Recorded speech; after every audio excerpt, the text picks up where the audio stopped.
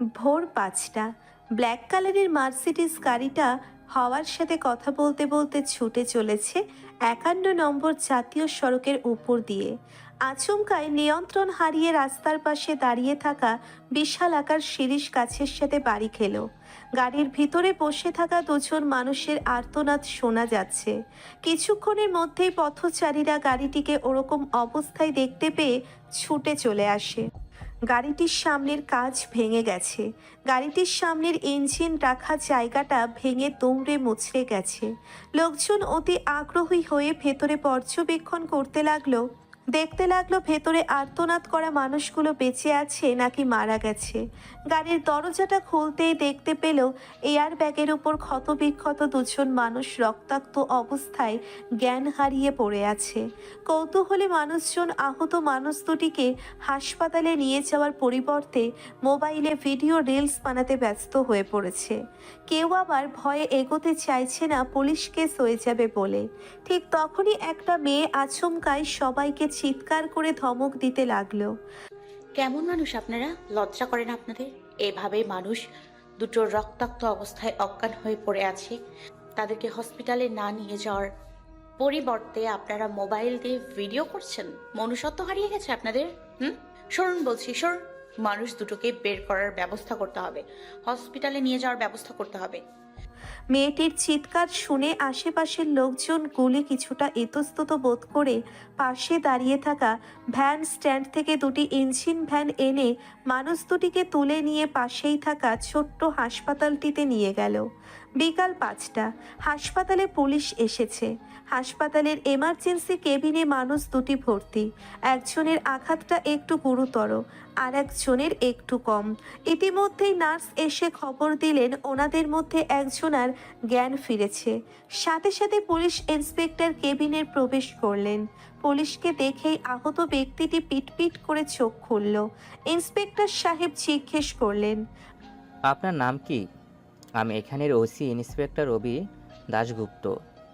আহত ব্যক্তিটি খুব ক্ষীণ কণ্ঠে উত্তর দিলেন, হ্যালো ইন্সপেক্টর, আমি রুদ্রনীল সেনগুপ্ত। আপনার সাথে থাকা ব্যক্তিটি কে? আমার ড্রাইভার রতন রায়। আপনি কোথায় থাকেন? কিভাবে আপনার অ্যাক্সিডেন্ট হলো? প্লিজ একটু বিস্তারিত বলবেন কি? আমি একটা বিশেষ কাজে হরিহরপুর গেছিলাম। ওখান থেকে বেরোতে বেরোতে বেশ খানিক রাত হয়ে যায়। যেহেতু আমাকে আজকের মধ্যেই কলকাতা পৌঁছানোর ছিল, তাই আমার ড্রাইভার রতনকে নিয়ে রাতেই রওনা দিই। তারপর ভোরের দিকে বোধহয় গাড়ি চালাতে চালাতে ওর চোখটা একটু লেগে এসেছিল, তাই ব্যালেন্স ঠিক রাখতে পারেনি। ওই সময় রাস্তার ধারে দাঁড়িয়ে থাকা একটা গাছের সঙ্গে গাড়িটা মেরে দিয়েছে। আবার ড্রাইভার কেমন আছে না ইন্সপেক্টর? আর আমাদের এখানে নিয়ে আসলো কে? আপনার ড্রাইভার ভালো আছে? যে মারাত্মক অ্যাক্সিডেন্ট করেছিলেন তাতে আপনাদের দুজনেই বেঁচে থাকার কথা নয়, কিন্তু আপনার গাড়িতে এয়ার ব্যাগের সিস্টেম থাকার কারণে দুজনেই এই যাত্রায় বেঁচে গেছেন। তবে আপনার চাইতে আপনার ড্রাইভারের আঘাতটা একটু কম। আর আপনাদের এখানে নিয়ে এসেছে পথচারী কিছু মানুষ। তাদের মধ্যে একটা মেয়ে আমাদেরকে কল করেছিল। যাই হোক, বাদবাকি সবাই চলে গেছে, কিন্তু মেয়েটা এখনও হসপিটালে আছে বাবার সাথে। আপনি চাইলে দেখা করতে পারেন। ডাক দিব কি? হ্যাঁ, একটু ডাক দিন প্লিজ। ইন্সপেক্টর সাহেব বাইরে গিয়ে মেয়েটিকে এবং তার বাবাকে ভেতরে পাঠিয়ে দিলেন। মেয়েটি আর তার বাবা হাসপাতালের কেবিনে ঢুকলো। দেখে লোকটির হাতে মাথায় মোটা ব্যান্ডেজ বাঁধা। মেয়েটি তার বাবাকে নিয়ে লোকটির সামনে পাতা চেয়ারে বসতেই লোকটি নম্র স্বরে প্রণাম জানিয়ে বলে উঠল, নমস্কার, আমি রুদ্রনীল সেনগুপ্ত। আমাকে আর আমার ড্রাইভারকে বাঁচানোর জন্য আপনাদেরকে অশেষ ধন্যবাদ। মেয়েটির বাবা রুদ্রের এক হাত চেপে ধরে বলে উঠলেন, না না বাবা, ধন্যবাদ দিতে হবে না। আমরা যা করেছি মনুষ্যত্বের খাতিরে করেছি। মানুষ হয়ে যদি মানুষকে সাহায্য করতে না পারি, তাহলে কিসের মানুষ আমরা বলো? আচ্ছা বাবা, তুমি এসব বাদ দাও, ঠিক আছে? আমি সনাতন মণ্ডল, আর এই হলো আমার মেয়ে তনুশ্রী। ওই তোমাদের লোকজনের সাহায্য নিয়ে হাসপাতালে নিয়ে এসেছে। তারপর হাসপাতালে এসে আমাকে ফোন দিয়ে সব বলার আমি আর দেরি করিনি, ছুটে চলে এসেছি হাসপাতালে। এরই মধ্যে কেবিনে ডক্টর প্রবেশ করলেন। তারপর ভালোভাবে চেক আপ করে বললেন, আরও 2 দিন হাসপাতালে ভর্তি থাকতে হবে। মাথার আঘাতটা যথেষ্ট গভীর। তবে ভালো বিষয় হলো ভেতরের রক্ত জমাট বাঁধেনি। শরীরের বিভিন্ন জায়গায় কেটে গেছে, ইনফ্যাক্ট বাম হাতটাও ফ্র্যাকচার হয়েছে। তাই 2 দিন হাসপাতাল থেকে ট্রিটমেন্ট নেওয়ার পর ওনাকে বাড়ি নিয়ে যেতে পারবেন। তোমার বাড়ি কোথায় বাবা? তোমার বাড়ির ঠিকানাটা দাও, আমি তোমার বাড়ির লোকজনকে খবর দিয়ে দিচ্ছি। আপনাকে আঙ্কেল বলে রাখলাম। আসলে আঙ্কেল, আমার বাড়ি কলকাতাতে। এখানে হরিহরপুরে আমি একটা দরকারি কাজে এসেছিলাম। আমি রওনা দেওয়ার পথে আমার এই অ্যাক্সিডেন্ট হয়েছে। আসলে এই মুহূর্তে বাড়িতে বড় কেউ নেই, আর তাছাড়া এখান থেকে কলকাতার দূরত্ব অনেক দূর। আপনি নিজে গিয়ে খবর দিতেও পারবেন না। আর আমার ফোনটা যদি একটু দিতেন তাহলে আমি কিছু একটা ব্যবস্থা করে ফেলতাম। আপনার ফোন তো পুলিশ নিয়ে গেছে, আজ আর বোধহয় ফেরত দেবে না। তাই আপনি হসপিটাল থেকে ছাড়া পাওয়ার আগেই আমি ফোন থানা থেকে এনে দিব আপনাকে। তনুশ্রীর আওয়াজে রুদ্র একবার তনুশ্রীকে দেখতে থাকে। বাচ্চা একটা মেয়ে, বয়স বড়জোর 20-21 হবে।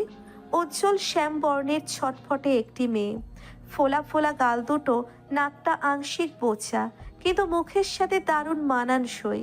রুদ্র ভাবতে থাকে এইটুকু একটা মেয়ের এত ক্ষমতা যে দুটো মরণাপন্ন মানুষকে লোকজনের সাহায্যে হাসপাতালে ভর্তি করিয়েছে, আবার পুলিশেও খবর দিয়েছে।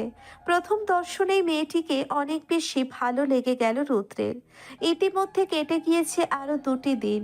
এই 2 দিনে দুবেলা করে সনাতনবাবু দেখে গিয়েছেন রুদ্রকে এবং তার ড্রাইভার রতনকে।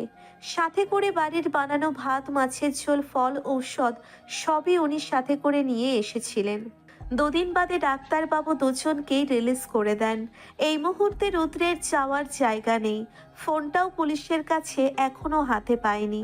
সনাতনবাবু উপায় অন্তর না পেয়ে দুজনকেই নিয়ে চলে আসলেন নিজের বাড়িতে।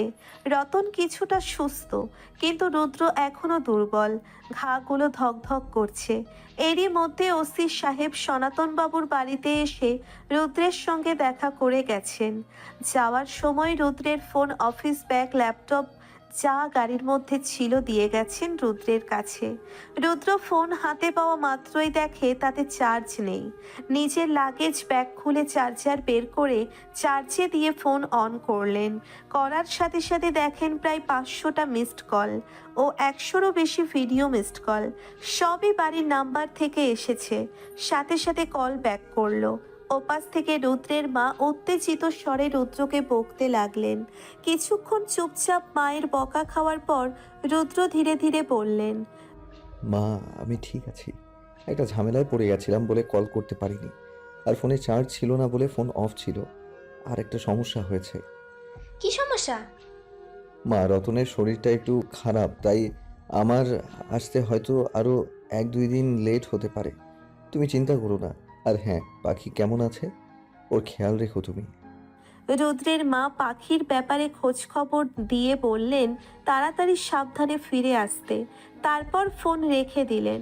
এদিকে রুদ্র সনাতনবাবুর বাড়িতে এসে জানতে পারল আগামী 2 দিন পর তনুশ্রীর বিয়ে। রুদ্র এখান থেকে পরদিনই চলে যেতে চেয়েছিল গাড়ি ভাড়া করে রতনকে নিয়ে, কিন্তু সনাতনবাবু বাদ সাধলেন। তার মতে রুদ্র তার বাড়ির অতিথি, তার উপর আবার মেয়ের বিয়ে, তাই তনুশ্রীর বিয়েতে নিমন্ত্রণ করে বসলেন। বললেন বিয়েতে থাকতেই হবে। সনাতনবাবুর রিকোয়েস্টে রুদ্র ফেরাতে পারল না, কারণ এই মুহূর্তে রুদ্রের শরীর অনেক খারাপ। তার উপর সনাতনবাবু যে পরিমাণ সাহায্য করেছে রুদ্রকে, সেখানে এই মানুষটার রিকোয়েস্ট ফিরিয়ে দেওয়ার মতো সাধ্য তার নেই। অতএব রুদ্র রয়ে গেল তনুশ্রীর বিয়েতে।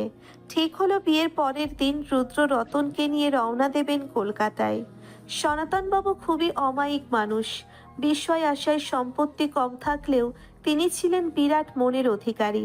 রুদ্রনীলকে নিজের বাড়িতে নিয়ে গিয়ে এত যত্ন আত্তি করতে লাগলেন যেন মনে হলো ওনার আপন জন কেউ। রুদ্রদের নিয়ে আসার পর নিমাইবাবু নিজের বাড়ির নিচের তলার একটি ঘর দিলেন রতন এবং রুদ্রকে থাকার জন্য। গ্রামটি মুর্শিদাবাদের কামালগঞ্জ গ্রাম। এলাকাটি ভীষণ প্রত্যন্ত, তবে ভীষণ শান্তশিষ্ট এবং সবুজে ঘেরা। সনাতনবাবু ভীষণ প্রাণ খোলা লোক। রুদ্রকে কদিনের মধ্যেই আপন করে নিয়েছেন। রুদ্রকে বাড়িতে নিজের পাশের বাড়ির 2জন ছেলেকে দায়িত্ব দিলেন রতন এবং রুদ্রকে দেখাশোনা করার। সারাদিন রুদ্র রেস্ট করার পর বিকালে ঘুম ভাঙে কিছু কচি কাচাদের আওয়াজে। 3 দিন হসপিটালে থেকে এবং ঔষধের প্রভাবে শরীরের ব্যথা প্রায় অনেকটাই কমে এসেছে। তার উপর সনাতনবাবু এবং তার পরিবারের অতিরিক্ত যত্ন আত্মীর প্রভাবে শরীর যেন খুব দ্রুতই সুস্থ হওয়ার পথে। রুদ্র রতনকে নিয়ে ঘর থেকে বের হওয়ার সিদ্ধান্ত নেয়। নিজের জন্যে বরাদ্দকৃত রুম থেকে বের হতেই শুনতে পায় বাচ্চাদের নামতা পড়ার শব্দ। 4 একে 4, 4 দুগুণে 8, 3 4-এ 12। এক লাইন কোনো মেয়ে পড়াচ্ছে আর তাকে অনুসরণ করে এক ঝাঁক বাচ্চা নামতা পাঠ করছে। রুম থেকে বেরিয়ে চোখে পড়ে এক সুন্দর দৃশ্য। বিকালে ছায়ায় গাছে একটা কালো ব্ল্যাকবোর্ড লাগিয়ে তনুশ্রী নামের মেয়েটা এক ঝাঁক কচি কাচাদের মাদুর পেতে বসিয়ে হাতে একটা কঞ্চির লাঠি নিয়ে নামতা মুখস্থ করাচ্ছে। কিছুক্ষণ পর পড়ানো শেষ হলো। ইতিমধ্যেই বাচ্চারা হই হুল্লোড় শুরু করে দিয়েছে। হঠাৎ করেই একটা বাচ্চা হই হই করে দৌড়তে গিয়ে পায়ে পা বেঁধে পড়ে যায়। সাথে সাথে হাঁটুর ছিলে রক্ত বেরিয়ে যায়। বাচ্চাটি কান্না শুরু করে দেয় জোরে জোরে। এই সকল দৃশ্যই বারান্দায় রাখা চেয়ারে বসে দেখছিল রুদ্র। সেই সময় তনুশ্রী উঠানে পাটি গোছাতে ব্যস্ত ছিল। বাচ্চাটির কান্না শোনা মাত্রই দৌড়ে গিয়ে তাকে কোলে তুলে নিয়ে আদর করতে লাগলো। প্রিয় দিদিমণির আদর পেয়ে বাচ্চাটির ধীরে ধীরে কান্না কমে এলো। তারপর বাচ্চাটাকে কোলে করে নিয়ে তনুশ্রী কলপারে গিয়ে মগে করে জল নিয়ে এসে কাটা জায়গাটা ধুয়ে পাশে লাগানো গাঁদা ফুলের পাতা কচলে বাচ্চাটির ক্ষতস্থানে লাগিয়ে দিল। তারপর আবার কোলে করে আদর করতে লাগলো। দৃশ্যটি রুদ্রের বেশ লাগলো দেখতে। কিছুক্ষণ পর বাচ্চাদের মায়েরা এসে বাচ্চাদের নিয়ে গেল। বারান্দায় বসে দুজন অপরিচিত পুরুষ মানুষ আছে সেদিকে একবার নজর তুলেও তাকালো না তনুশ্রী। রুদ্রের এই বিষয়টাও বেশ লেগেছে, কারণ রুদ্র নিজে একজন সুদর্শন যুবক। বয়স 32 হলেও জিম এবং শরীর চর্চার মাধ্যমে দেখতে একদম 25-26 বছর বয়সী যুবকের ন্যায়। খাড়া নাক, সিল্কি চুল, 5 ফুট 11 ইঞ্চি হাইট এবং ফর্সা শরীর তার। যেখানেই গেছে সেখানেই মেয়েরা ওকে দেখে ঘিরে ধরেছে। নীতির সাথে বিয়ের পর যেখানেই যেত সেখানেই মেয়েরা ওকে চোখ দিয়ে গিলে খেত বলে নীতির রাগের অন্ত ছিল না। সর্বক্ষণ ওর মুখে মাস্ক লাগিয়ে রাখতে হতো। আজও এখন যখন ও এক মেয়ের বাবা, তখনও ওর দিকে মেয়েরা খাদকের দৃষ্টিতে তাকিয়ে থাকে। বছর কয়েক আগের একটা ঘটনা মনে পড়তেই আনমনে হেসে উঠল রুদ্র। এক বিজনেস পার্টনারের মেয়ের বিয়েতে গিয়ে এক বীভৎস ঘটনার সাক্ষী হয় সে। যদিও যাওয়ার কথা ছিল বাবা আর দাদার, কিন্তু তারা কেউ বাড়িতে না থাকায় অগত্যা মধুসূদন হয়ে তাকেই পৌঁছতে হয় সেই বিয়ে অ্যাটেন্ড করতে। বিয়ে বাড়িতে পৌঁছতেই বিয়ের কনের হাতে গিফট রাখতেই আচমকায় বিয়ের কনে জেদ ধরে বসে যদি সম্ভব হয় তাহলে সে রুদ্রকেই বিয়ে করবে। এমনকি আড়ালে ডেকে প্রস্তাবও রেখেছিল কনের বাবা রুদ্রর সামনে। কোনো মতে তাকে বুঝিয়ে এক প্রকার পালিয়ে এসেছিল বাড়িতে। তারপর আর কোনো বিয়ে বাড়ি অ্যাটেন্ড করতে যায়নি সে। পাখি হওয়ার পর তাকে নিয়েই তার দুনিয়া। আজ নীতি হারিয়ে গেছে, তাকে আর পাখিকে একা করে দিয়ে। ভাবতে ভাবতেই একটা দীর্ঘশ্বাস বেরিয়ে এলো ভেতর থেকে। রুদ্রকে এভাবে একা বসে থাকতে দেখে তনুশ্রী গিয়ে মাথা নিচু করে জিজ্ঞেস করলো, আপনার কিছু লাগবে? লাগলে আমাকে বলুন, আমি এনে দিচ্ছি। একটা মেয়েলি কণ্ঠ কানে যেতেই রুদ্র ভাবনার জগৎ থেকে ফেরত আসে। চোখ তুলে তাকিয়ে দেখে তনুশ্রী দাঁড়িয়ে আছে সামনে, মাথাটা নিচু করে। খানিক বিস্মিত হলো রুদ্র। তাকে দেখে মাথা নিচু করে দাঁড়ানোর কি আছে? সে কি কোনো মুরব্বী মানুষ নাকি? তবু ভালো লাগলো মেয়েটির ভদ্রতা দেখে। তনুশ্রী দাঁড়িয়ে আছে দেখে হালকা করে জবাব দেয়, না, চা খাবেন? খেতে পারি, কিন্তু কষ্ট করে শুধু আমার জন্য বানাতে হবে না। হালকা করে চোখটা তুলে তনুশ্রী একবার রুদ্রের দিকে তাকায়, তারপর বলে, আমি সবার জন্যই বানাতে যাব, তাই আপনি খাবেন কিনা জিজ্ঞাসা করছিলাম। বলেই সেখান থেকে প্রস্থান করে তনুশ্রী। খানিক বাদে সারা মুখে ফেসপ্যাক লাগিয়ে একটা মেয়ে দোতলার সিঁড়ি ভেঙে নিচে নামে। তাকে দেখেই খানিক চমকে যায় রুদ্র। নিচে নেমে এসেই জোরে জোরে চেঁচাতে থাকে মেয়েটি। ফেস মাস্ক চাই তাড়াহুড়ো করে তনুশ্রী রান্নাঘর থেকে ছুটে এসে বলে, তোর আলমারিতেই পাবি, ওপরে তাদের ডান দিকে। বলেই আবার ছুট লাগায় রান্নাঘরে। এদিকে মুখে প্যাক লাগানো মেয়েটি বিরক্তিতে বকবক করতে করতে নিজের ঘরে উপর তলায় চলে যায়। বারান্দায় বসে সবই দেখতে থাকে রুদ্র। কিছুক্ষণ পর ট্রেতে করে চা সাজিয়ে নিয়ে বারান্দায় আসে তনুশ্রী। এরই মধ্যে বাড়িতে প্রবেশ করেন সনাতন বাবু, সঙ্গে আরো 2-3 জন মুরব্বী মানুষ। বারান্দায় বসতে এই রুদ্রের পরিচয় পর্ব শুরু করিয়ে দেন মুরব্বী মানুষদের সাথে। তনুশ্রী একে একে প্রত্যেকের হাতে চায়ের কাপ তুলে দেয়।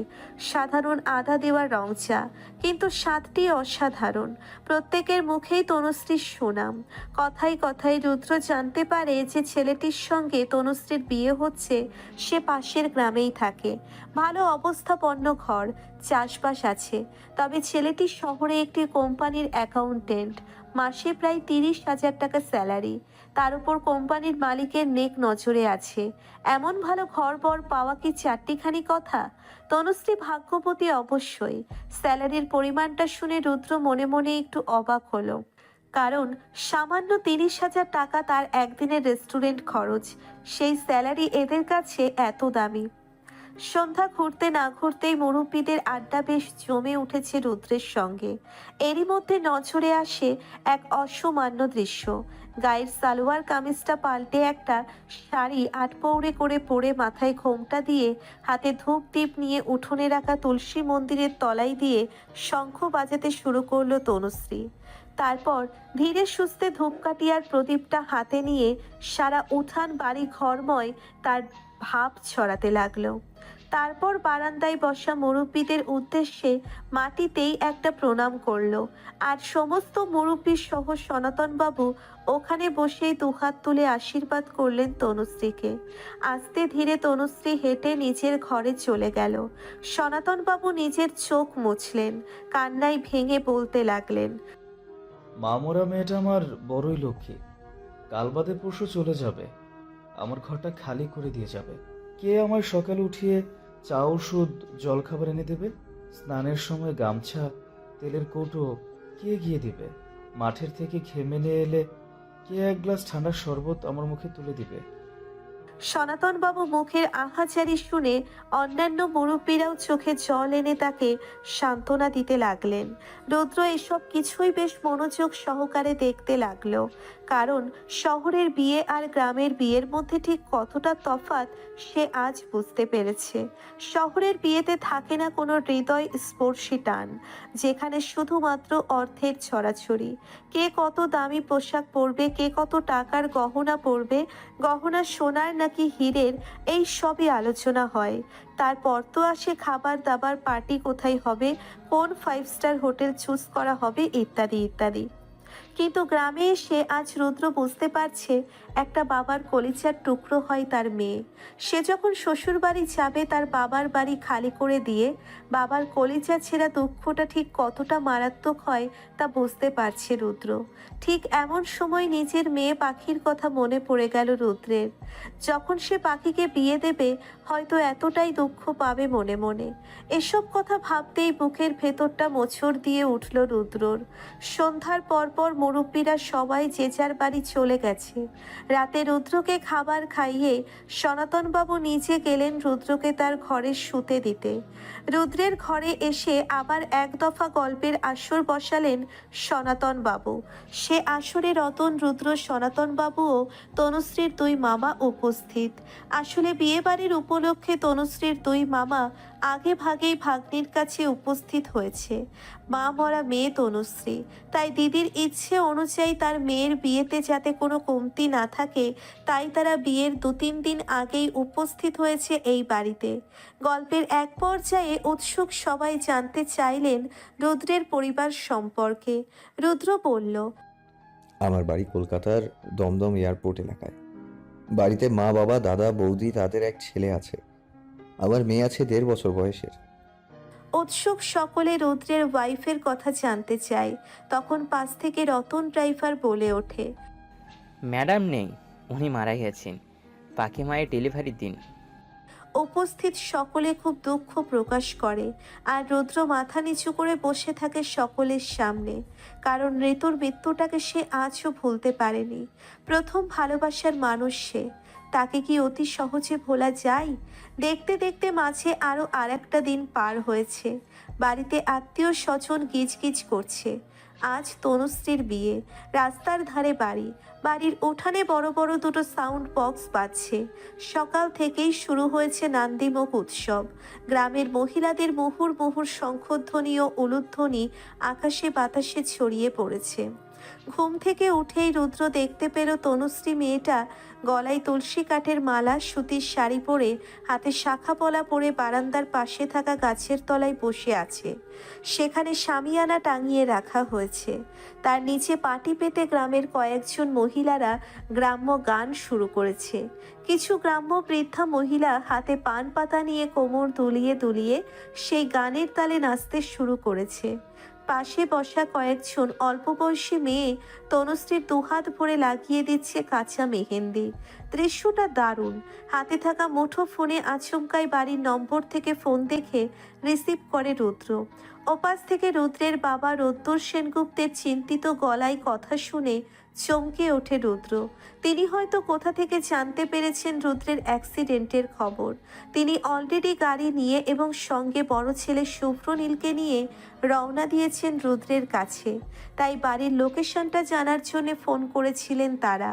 রুদ্র আর কোনো দ্বিধাদ্বন্দ্ব না রেখে সনাতনবাবুর লোকেশনটা পাঠিয়ে দেয়। তারা জানায় সন্ধ্যা গড়াতে গড়াতেই পৌঁছবেন তারা। ইতিমধ্যেই দুপুর গড়িয়ে প্রায় বিকাল। তনুশ্রীর গায়ে হলুদের অনুষ্ঠানও শেষ হয়েছে। তনুশ্রীর ছোট ভাই বিপুল খুব খুশি। ছোট ৮ বছরের বাচ্চা সে। সাউন্ড বক্সের গানে তালে তাল রেখে ওর সমবয়সী বাচ্চাদের সঙ্গে কোমর দুলিয়ে নাচছে। অপরদিকে তনুশ্রীর ছোট বোন অনুশ্রী, সে আজও মুখে ফেসপ্যাক লাগিয়ে বসে আছে। দেখে মনে হচ্ছে যেন বিয়ে তনুশ্রীর নয়, ওর নিজের। সন্ধ্যা হতেই তোড়জোড় শুরু হলো বিয়ের। তনুশ্রীর কয়েকজন বান্ধবী এসে সাজাতে বসলো কনের সাজে তনুশ্রীকে। সাজানো শেষ হওয়ার পর পুরোহিত মশাই তাগাদা দিতে থাকলেন সকলকে, কারণ গোধূলি লগ্নে বিয়ের লগ্ন। কিন্তু সেটা কি শুভ নাকি অশুভ কিছু ঘনিয়ে নিয়ে আসছে তনুশ্রীর জীবনে? কে জানে এটা কি শেষ নাকি নতুন কিছু শুরু। গ্রামের ধুলো ওড়ানো আধ ভাঙা পিচের রাস্তার উপর দিয়ে লাল ধুলো উড়িয়ে এগিয়ে চলেছে দুটো ব্ল্যাক টাটা সুমো।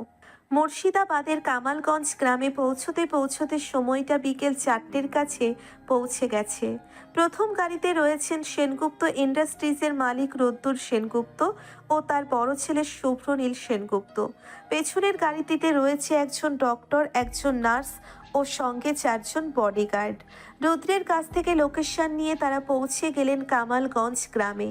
গ্রামে নেটওয়ার্কের অবস্থা খুবই শোচনীয় হওয়ায় সনাতন বাবুর বাড়ির ঠিকানা গুগল ম্যাপে খুঁজে পেলেন না তারা। তাই গ্রামের লোকের মুখে খোঁজ নিতে নিতে পৌঁছতে হলো।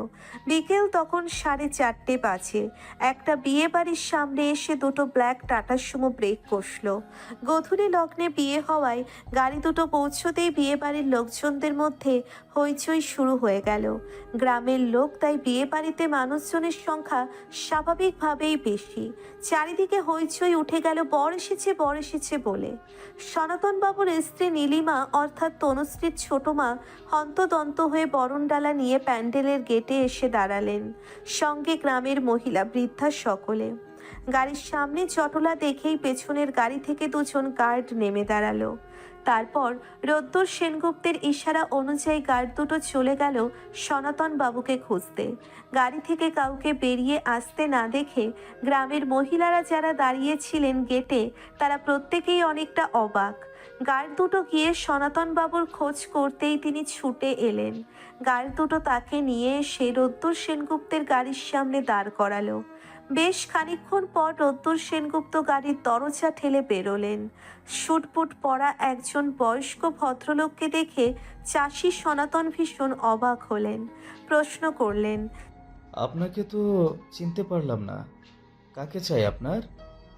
আপনি কি সনাতন মণ্ডল? হ্যাঁ, কিন্তু আপনাকে তো চিনতে পারলাম না ঠিক। আমি রুদ্রের বাবা রোদ্দুর সেনগুপ্ত। আমার ছেলে তো আপনার এখানেই আছে, তাই না? সনাতনবাবু কেঁপে উঠলেন। ততক্ষণে গাড়ি থেকে নেমে এসেছে শুভ্র এবং ডাক্তার, নার্স সহ আরও দুজন গার্ড। আমতা আমতা করে সনাতনবাবু বলে উঠলেন, হ্যাঁ হ্যাঁ, আপনি রুদ্র বাবার বাবা হন? আরে আসুন আসুন, দাঁড়িয়ে আছেন কেন? ভেতরে আসুন দয়া করে, রুদ্র বাবা ভেতরেই আছে। বলেই তিনি বাড়ির মহিলাদেরকে ভেতরে যাওয়ার পরামর্শ দিলেন। কিন্তু গ্রামে কখনো এত দামি গাড়ি চড়ে মন্ত্রীরা ছাড়া কাউকে আসতে না দেখায় গ্রামের মানুষদের মধ্যে কৌতূহল কাজ করতে লাগলো। ভিড় কিছুটা কম হলেও আনাচ কানাচ থেকে মানুষ জটলা করে দেখতে লাগলো আগন্তুকদের। সনাতনবাবু সাদরে আপ্যায়ন করে নিয়ে গেলেন। রুদ্র তার নিজের বরাদ্দকৃত রুমেই শুয়ে বিশ্রাম করছিল। রতন টুকটাক কাজে সাহায্য করছিল তার। এরই মধ্যে তাদের বাড়ির ভেতরে নিয়ে গিয়ে বসান সনাতনবাবু। তারপর নিজের ছোট শালা অর্থাৎ তনুশ্রীর ছোট মামাকে দিয়ে ডেকে পাঠালেন রুদ্রকে আর রতনকে নিয়ে আসার জন্য। রুদ্র খবর পাওয়া মাত্রই রতনের সাহায্যে আস্তে আস্তে বেরিয়ে এলো রুম থেকে। রোদ্দুর সেনগুপ্ত ছোট ছেলের দিকে তাকাতেই দু চোখে জল ভরে এলো। কপালের ডান পাশে ব্যান্ডেজ বাঁধা, বা হাতটা ব্যান্ডেজের সঙ্গে বাঁধা গলায় ঝুলছে, তার উপর আবার প্লাস্টার করা। গায়ের বিভিন্ন অংশে কাটা ছেঁড়ার দাগ ধকধক করছে। ডান চোখের নিচে লাল রক্ত জমাট বাঁধা। ছেলেকে দেখা মাত্রই দৌড়ে বুকে জড়িয়ে ধরলেন। বাবা ভাইকে আলিঙ্গন করতে দেখে শুভ্র আর বসে থাকতে পারল না। সেও গিয়ে বুকের মাঝে চেপে ধরল ভাইকে।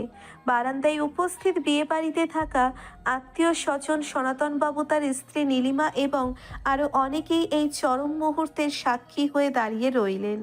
তারপর রুদ্রকে নিয়ে রোদ্দুর সেনগুপ্ত একটা চেয়ারে বসালেন। রুদ্র শুরু থেকে শেষ পর্যন্ত তাদের সাথে কি কি ঘটনা ঘটেছে সবকিছু বিস্তারিতভাবে শোনাতে লাগলো বাবা আর ভাইকে। রোদ্দুর সেনগুপ্ত সঙ্গে আনা ডাক্তারকে অর্ডার করলেন রুদ্রকে চেক আপ করার জন্য। ডাক্তার রুদ্রকে চেক আপ করতে লাগলেন। চেক আপ শেষে ডাক্তার জবাব দিলেন, সময় মতো চিকিৎসা পাওয়ার কারণে রুদ্র যথেষ্ট সুস্থ হয়ে উঠেছে। তবে কপালের আঘাতটা যেহেতু গভীর, তাই কলকাতা ফিরেই সিটি স্ক্যান করানো অত্যাবশ্যকীয়ভাবে প্রয়োজনীয়। তাছাড়া বর্তমানে ওনার অবস্থা স্টেবল, গাড়িতে করে নিয়ে যাওয়ার মতো কন্ডিশন আছে। বর্তমানে যেটুকু চিকিৎসা হয়েছে সেটুকুই যথেষ্ট, বাকিটুকু কলকাতাতে গিয়ে শুরু করব। রোদ্দুর সেনগুপ্ত সনাতনবাবুর দুহাত জড়িয়ে ধরে কৃতার্থ নয়নে তাকিয়ে ধন্যবাদ জানালেন। আপনাকে কি বলে যে ধন্যবাদ জানাবো সনাতনবাবু, সত্যি আমি ভাষা খুঁজে পাচ্ছি না। আজকালকার দুনিয়ায় আপন আপনকে চেনে না, সেখানে আপনি একজন অপরিচিত হয়ে, একজন পর মানুষ হয়ে আমার ছেলেকে এইভাবে জীবন দান করলেন। এই ঋণ আমি কিভাবে শোধ করব সত্যি বুঝতে পারছি না। এত বড় একজন মানুষ সামান্য এক চাষির হাত ধরে ধন্যবাদ জানাচ্ছেন, এটা দেখে সনাতনবাবুর দু চোখ ভরে উঠল। সুন্দর মনের অধিকারী মানুষেরা হয়তো এমনই হয়। সনাতনবাবু খুশিতে আত্মহারা হয়ে বলে উঠলেন, ছি ছি, কি করছেন আপনি? আমি এমন কিছুই করিনি যার জন্য আপনি ঋণী হবেন। রুদ্র বাবার জীবন আমি বাঁচাইনি, আমার মেয়ে বাঁচিয়েছে। আজ তারই বিয়ের অনুষ্ঠান। তাই নাকি? তাহলে তো একবার মামুনিকে দেখতেই হয়। একটু দয়া করে ডাক দিবেন মামুনিকে। সনাতনবাবু একগাল হেসে নীলিমাকে বললেন তনুশ্রীকে নিয়ে আসতে। কিছুক্ষণ বাদে গায়ে বেনারসি জড়িয়ে কপালে বিয়ের তিলক এঁকে কোমর ছাড়ানো কোকড়ানো চুল ছেড়ে দুজন বান্ধবীকে সাথে নিয়ে বারান্দায় এলো তনুশ্রী। বাচ্চা মেয়েটিকে দেখে দু চোখ জুড়িয়ে গেল মিস্টার সেনগুপ্তের। শ্যামলী মুখশ্রীতে বিয়ের সাজে এত অপরূপা কোনো মেয়েকে তিনি হয়তো প্রথম দেখলেন।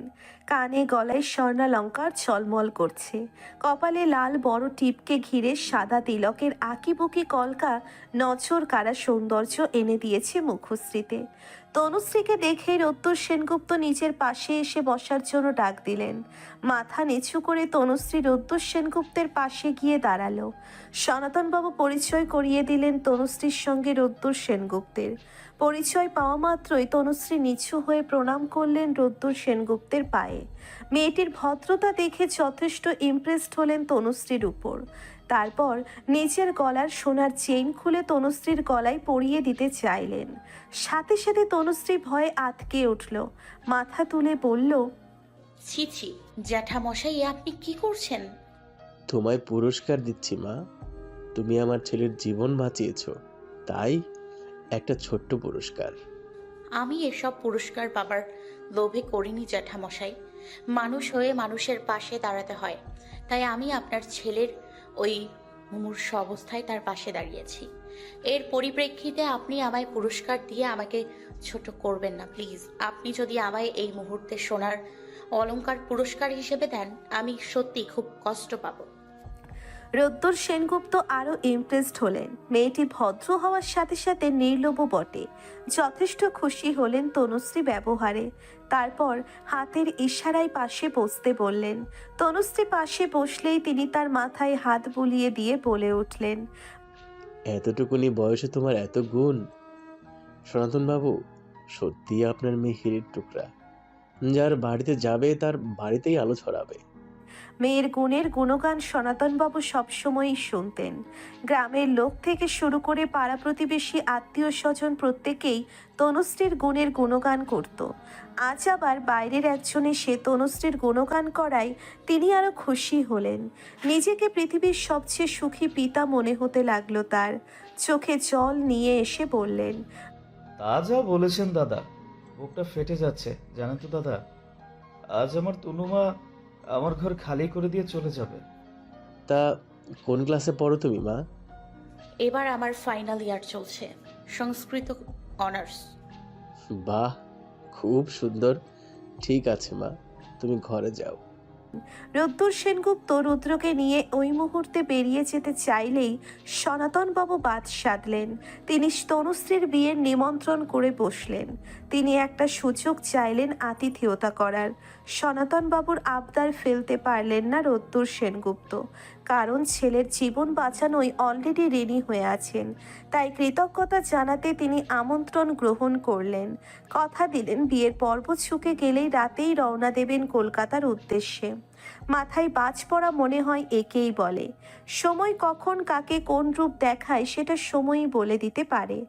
ভরা বিয়েবাড়ির মধ্যে চিৎকার চেঁচামেচি শুরু হয়েছে। বিয়েবাড়ি ভর্তি লোকজন। এরই মধ্যে শোনা গেল কয়েকজন মহিলার আর্ত চিৎকার। গেটের ভেতর দিয়ে চিৎকার করতে করতে কয়েকজন মহিলা ও পুরুষ বাড়ির মধ্যে ঢুকে গেল। ঢুকেই অকথ্য ভাষায় গালমন্দ করা শুরু করে দিল। বিয়ে বাড়ির যে যেখানে ছিল হন্তদন্ত হয়ে ছুটে এলো বাড়ির ভেতরে। পাড়া প্রতিবেশী গ্রামের লোকজন মুহূর্তের মধ্যে ভিড় জমে গেল বিয়ে বাড়ির অন্দর মহলে।